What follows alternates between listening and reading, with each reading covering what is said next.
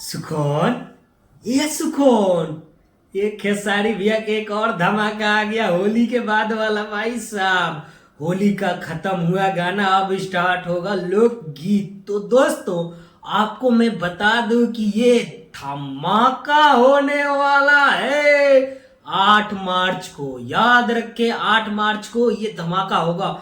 खेसारी भैया ये गाना क्या ही गाना लाए हैं भाई। गाना का नाम है पियवा नचनिया लेके।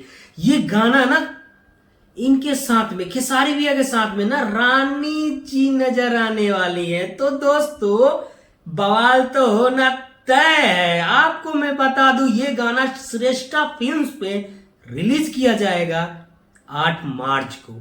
अभी तो पोस्टर को लॉन्च किया गया है, तो पोस्टर ही देखकर तो बवाल मचने वाला ही है। और इस गाना को लिखे हैं शुभ दयाल सोहरा जी, और म्यूजिक दिए हैं अपने अनुराग राजा जी।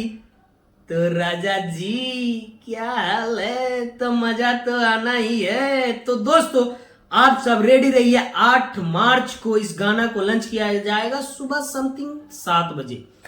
तो मिलते हैं हम गाने के साथ में, और खेसारी भैया के साथ साथ इस गाना को शिल्पी राज गाई है, तो मजा तो बनता ही है।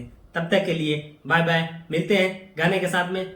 मेरे चैनल पे आए हो तो मेरे चैनल को सब्सक्राइब करो, बेल आइकन को प्रेस करो। तब तक के लिए बाय बाय, मिलते हैं नेक्स्ट वीडियो।